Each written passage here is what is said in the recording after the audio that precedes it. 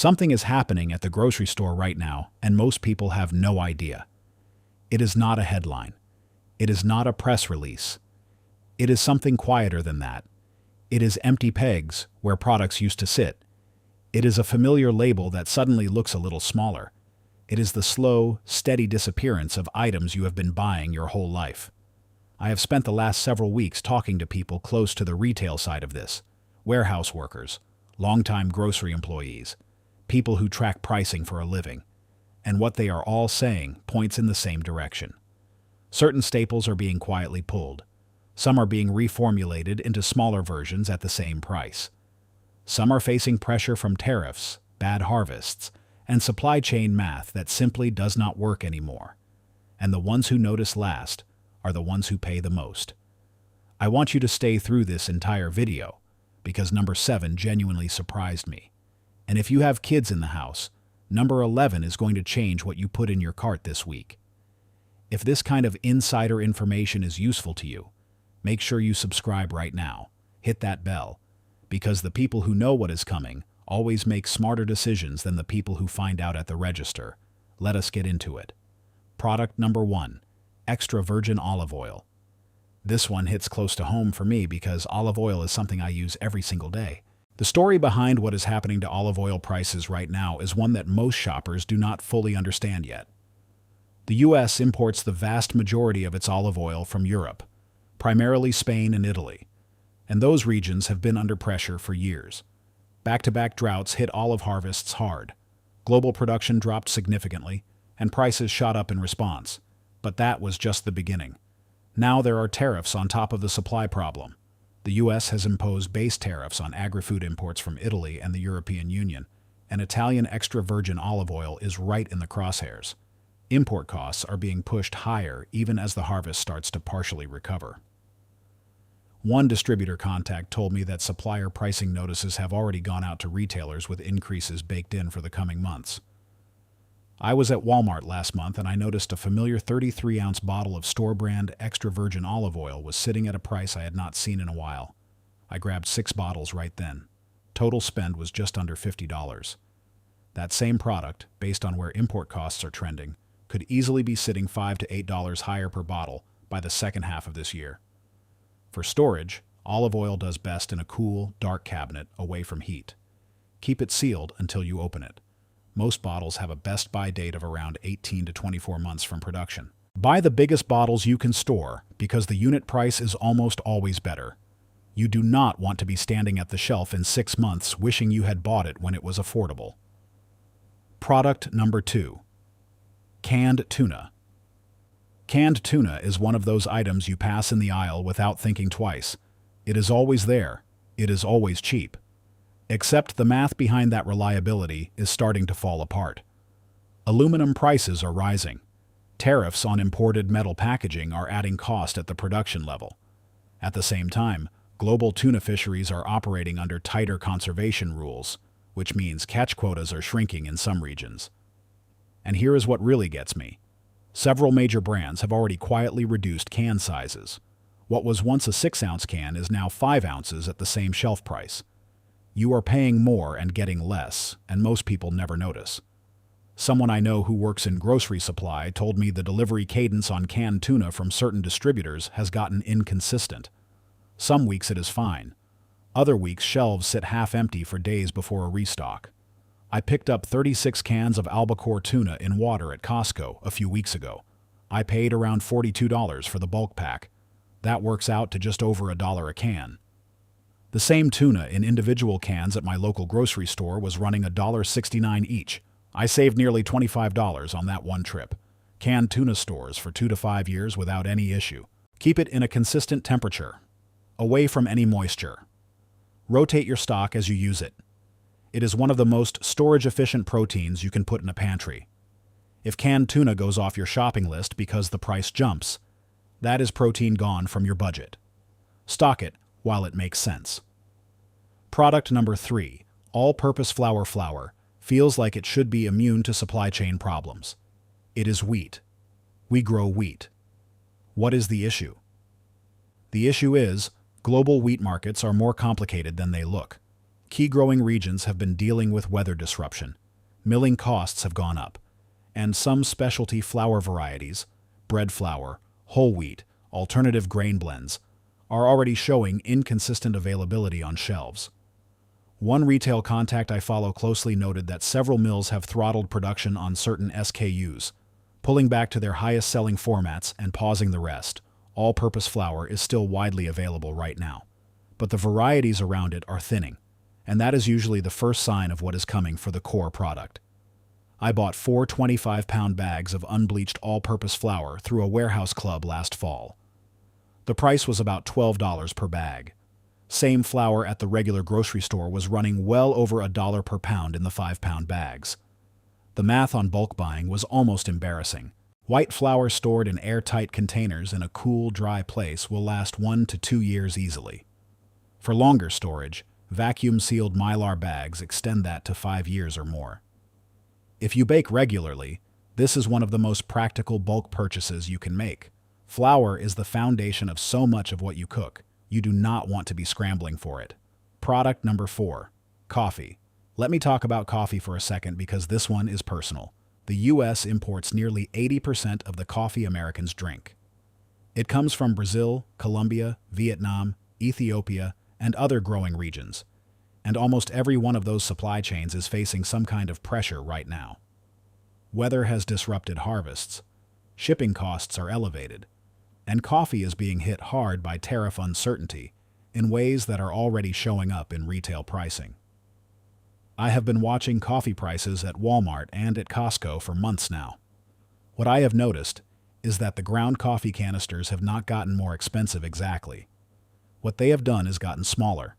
A 32-ounce canister quietly became a 28-ounce canister at the same sticker price. That is shrinkflation as quiet as it gets. You are losing about 12% of the product without a single number on the label going up. I made a deliberate purchase 6 weeks ago. I bought 3 large bulk bags of whole bean coffee from a warehouse club. The price per ounce was roughly half of what I would pay at a standard grocery store. Total spend was around $68. That covers our household for close to 4 months. Whole bean coffee stored in an airtight container away from light and heat maintains peak flavor for 6 months or longer. You can also freeze whole beans in sealed bags, and they hold for up to a year with minimal quality loss. Ground coffee loses freshness faster, so grinding as you go is the better strategy if you are stocking up. If you drink coffee every morning, this one absolutely affects your daily budget. Do not sleep on it. Product number 5. Pasta. Here is one that I honestly did not see coming as fast as it hit. Italian pasta is in a genuinely strange position right now. The U.S. imposed base tariffs on agri-food imports from the European Union, and pasta is directly in that category. But then an additional anti-dumping duty was proposed on top of that for certain major Italian exporters. When you stack those tariff layers, the landed cost of imported Italian pasta could more than double compared to what it was a year ago. That is not a small increase. That is a seismic shift in how much it costs to put a box of rigatoni on the shelf. Domestic pasta production exists, but the U.S. does not have the volume or the infrastructure to absorb the sudden demand if Italian imports get significantly more expensive or harder to source. Retailers are going to face a choice between much higher prices or thinner selection.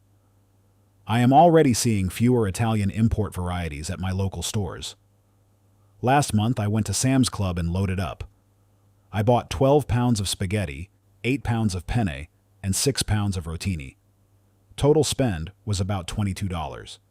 That same amount of pasta in smaller boxes at a traditional grocery store would have run me close to $40. Dry pasta stores almost indefinitely when kept cool and dry. 2 years is the commonly cited shelf life, but I have used pasta from 4 years back with no quality issue. Keep it in sealed containers or leave it in the original packaging as long as it is undamaged. Pasta is a budget staple that feeds families for almost nothing. When the price goes up, everyone feels it. Product number 6. Canola and vegetable oil. This one is subtler than most people realize, and this is the one that stunned me.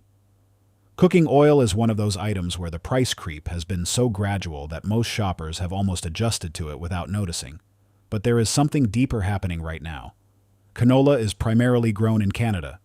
Soybean oil is heavily processed domestically, but uses inputs that are subject to trade pressure. And tariff uncertainty across both borders is creating cost instability that manufacturers are passing on quietly. The way this plays out on the shelf is not always a sticker price jump. Sometimes it is the 48-ounce bottle quietly replaced by a 38-ounce bottle at the same price. Sometimes it is the store brand version disappearing and the only option being the premium label. I have noticed both in my local stores over the past 2 months. A retail data contact told me that certain private label cooking oil SKUs have been flagged for review at multiple major grocery chains. The phrase used was consolidating formats. That typically means fewer size options and higher per ounce cost on what remains. I bought 2 gallons of canola oil and 2 gallons of vegetable oil at a restaurant supply store a few weeks ago. Paid just under $36 total. Per ounce cost was almost 60% lower than what the smaller bottles at Walmart were running. Unopened cooking oil stored in a dark, cool cabinet maintains quality for 1 to 2 years. Keep it sealed and away from heat. Once opened, use within about a year for best results. Cooking oil touches almost every meal you make. When that price moves, your grocery bill moves with it. Product number 7. Ground beef. This is the one that surprised me the most this year. I follow beef market data pretty closely because beef has been a major budget pressure for most households since 2022. But what is happening right now goes beyond inflation. The U.S. cattle herd is at its lowest level in decades. That is not an exaggeration. USDA data shows the national herd has been shrinking for multiple years in a row due to drought conditions forcing ranchers to sell off animals rather than maintain them through dry seasons. When you reduce the herd, you reduce supply. And when supply drops while demand stays steady, price goes one direction. The compounding factor is that rebuilding a cattle herd takes years. It is not like a crop you replant next season. A rancher who sold off herd animals in 2023 is not back to full capacity in 2025 or even 2026. The supply constraint is structural, and it will be with us for a while. What I have started doing is buying ground beef in 5-pound family packs whenever I find a price at or below $3.89 a pound. I package it into 1-pound portions, seal it in freezer bags with all the air removed, and freeze it immediately. 3 weeks ago, I found a sale at my warehouse club for $3.69 a pound. I bought 25 pounds. Total spend was $92. If I had waited and bought 1 pound at a time at the current grocery store price, that same amount of beef would have cost me over $130. Ground beef frozen properly in sealed bags maintains quality for 3 to 4 months. If you vacuum seal it, you can stretch that to a full year with no real quality loss. Always label with the date. Beef is not going away. But the price window where it is still genuinely affordable is getting narrower every season. Product number 8. Canned soups. Do not overlook this one. Canned soup seems like the last category that would ever face a shelf problem. It is the definition of a pantry staple. But several forces have been grinding away at this category quietly. Metal can costs are up because aluminum and steel prices have risen, and tariffs on imported materials are adding to that.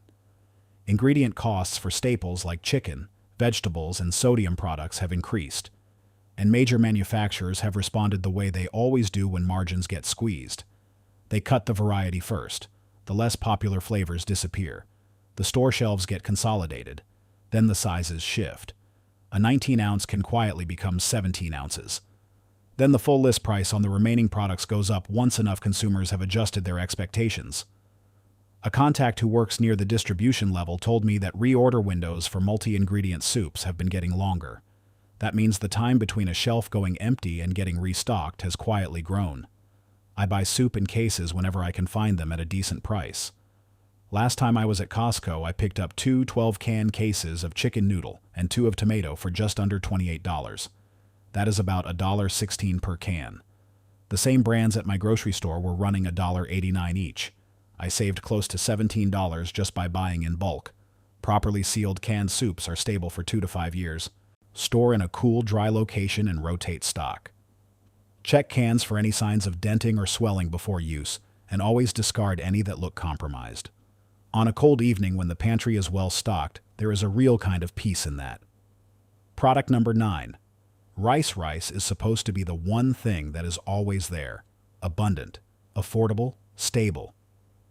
But the U.S. rice supply has been under more pressure than most people realize. Domestic rice production is concentrated in a handful of states, and those growing regions have faced weather volatility. Global supply chains for imported varieties of rice have been disrupted by trade policy and shipping cost increases. And rice is one of those categories where export restrictions from major producing countries can create immediate ripple effects in markets that depend on those imports. There is also a demand side to this story. Inflation has pushed more households toward rice-heavy meals as a budget strategy. When demand increases while supply is under any kind of constraint, the price moves. I have seen long-grain white rice prices at Walmart creep up meaningfully over the past year on a per-pound basis. I did something that felt slightly extravagant at the time, but I am glad I did it. I bought 2 50-pound bags of long-grain white rice from a restaurant supply store. Paid about $46 total. Per pound, that is under 50 cents. The same rice in 2-pound bags at a conventional grocery store was running close to $1.25 per pound. The savings were not marginal. They were significant. White rice stored in sealed airtight containers or mylar bags with oxygen absorbers has a shelf life of 25 to 30 years.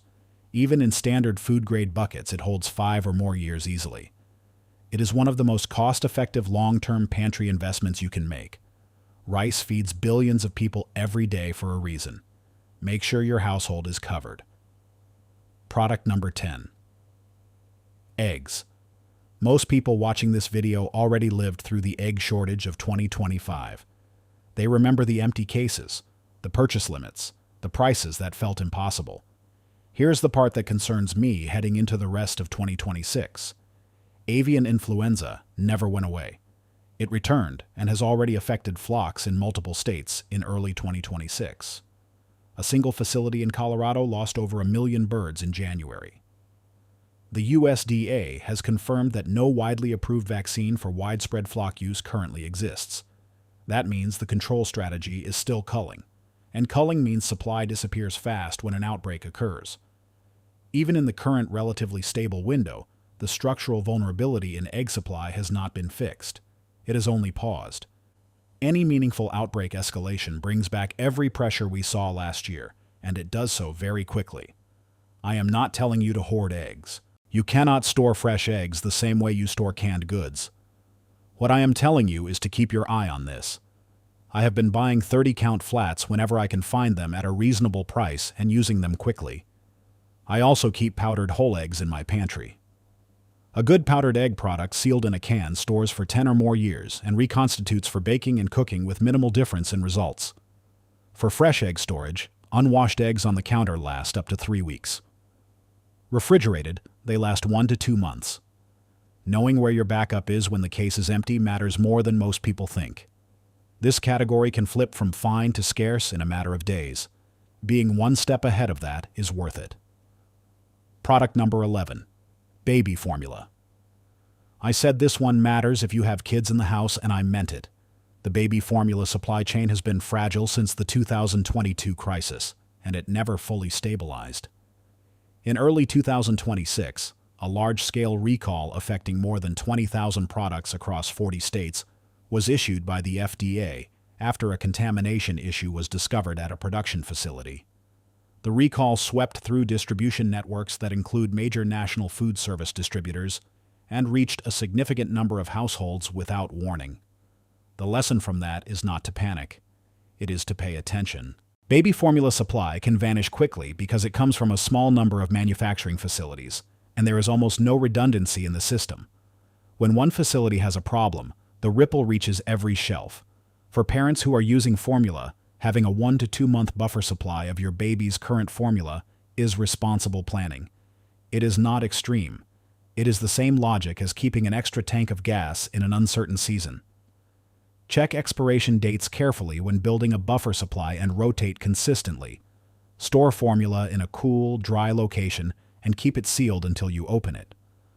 Most unopened formula is shelf-stable for at least a year from date of manufacture. The peace of mind that comes from knowing your child's food supply is covered for the next several weeks is genuinely worth whatever it costs to get there. Product number 12. Cumin and dried spices. This one caught me completely off guard when I started digging into it. Cumin is one of those background spices that nobody thinks about until it is gone. It goes in chili, tacos, curry, rice, rubs. Most households use it constantly without ever really tracking how much they go through. And right now, cumin is facing a real supply problem. India is the world's dominant cumin producer. In the spring 2026 harvest season, farm acreage dedicated to cumin is down nearly 14%.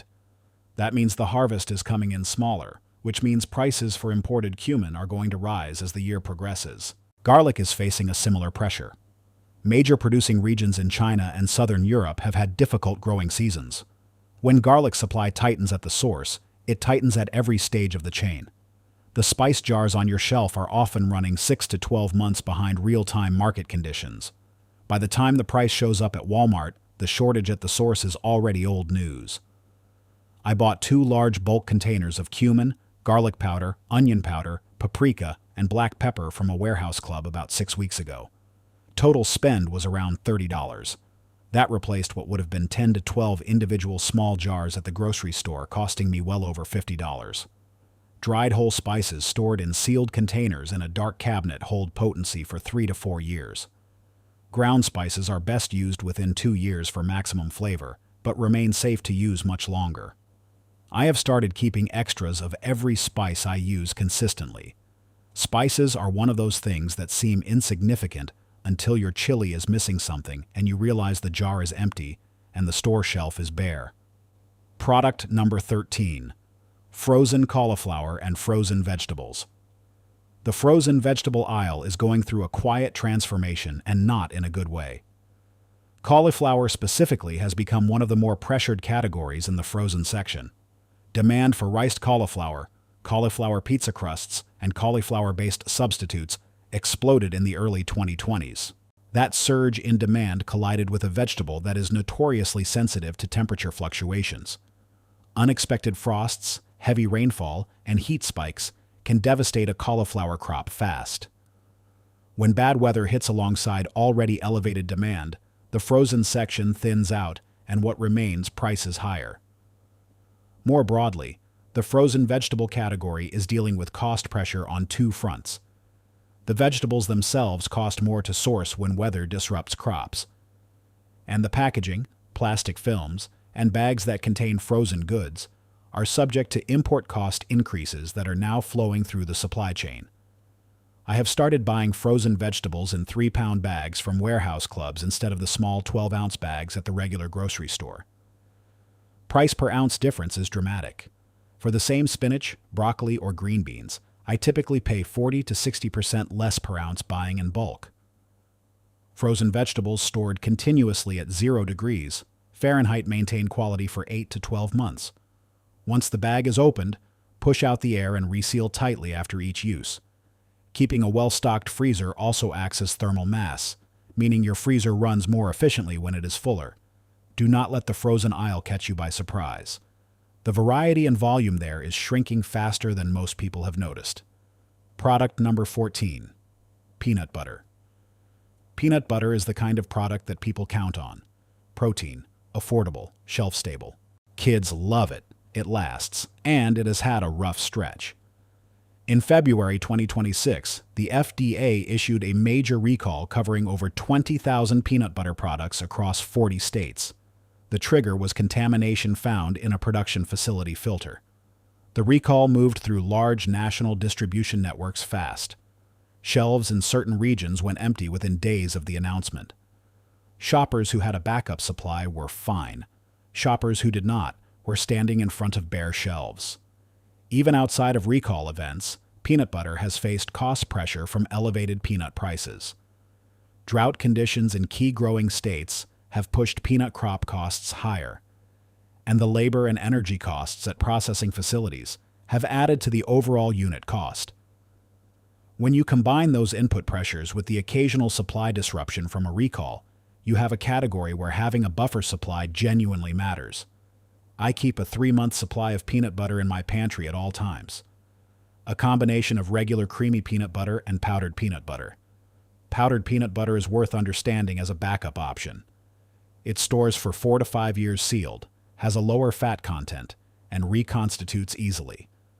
I found a good deal on a case of powdered peanut butter through Amazon and paid about $8 per 18-ounce canister. Regular sealed peanut butter stores well at room temperature for 1 to 2 years past purchase. Refrigerating an opened jar extends freshness considerably. Peanut butter is one of the last truly affordable high-protein pantry items. Protect your access to it. Product number 15, snack chips and crackers. I want to end on this one because it affects almost every household in America, and the news that broke at the end of 2025 has not fully reached most shoppers yet.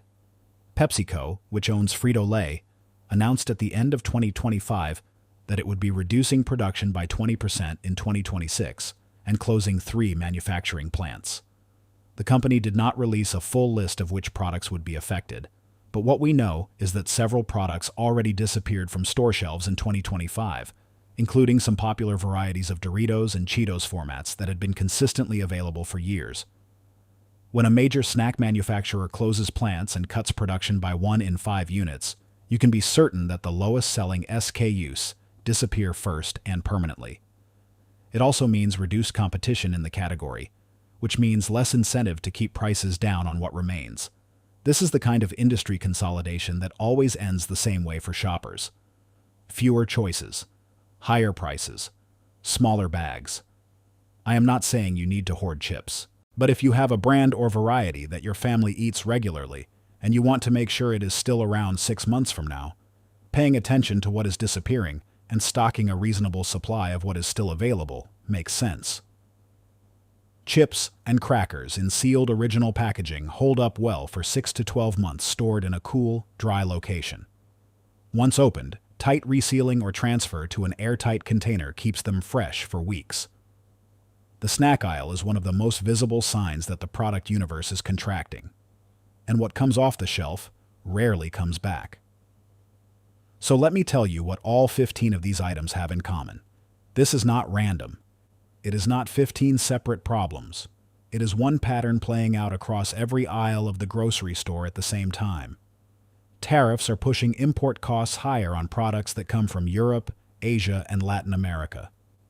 Weather events are reducing harvests on crops that are too sensitive to a changing climate. Manufacturing consolidation is shrinking the number of products available at every price point. And rising aluminum, steel, and packaging costs are quietly compressing can sizes and bag weights while sticker prices hold steady or climb. The stores still look full, most of the time, but what is on the shelf is less than it was. It costs more than it did, and the buffer between plenty and shortage is thinner than it has been in years. You are not powerless in this situation. That is the most important thing I want you to take away from this video. Every one of these items is still available right now. Most of them are still at reasonable prices. The gap between where prices are today and where they are heading is still wide enough to act on. The families who stock up thoughtfully, who buy at bulk pricing, who rotate their supplies intelligently, those families are going to feel these pressures much less than the ones who wait. You do not need a warehouse. You do not need to spend thousands of dollars. A few smart trips to a Walmart, a Costco, a Sam's Club, or wherever you shop best, targeting the items on this list, can build a meaningful buffer in your home for very reasonable money. Others will notice too late. That is just the reality. But you watch this today. You are already ahead. If this video gave you something useful, hit the like button right now. It genuinely helps more people find this kind of information when they need it most. Subscribe if you have not already. I do this regularly. Price tracking, shelf alerts, supply chain updates, stocking strategies. This is what this channel is about, and there is more coming. Share this with someone in your life who buys groceries, a parent, a sibling, a friend who is trying to stretch a budget right now. This information matters, and most people do not have it. Thank you for being here. I mean that. The fact that you take your household's preparedness seriously enough to watch something like this tells me everything I need to know about you. Stay informed, stay ahead, and I will see you in the next one.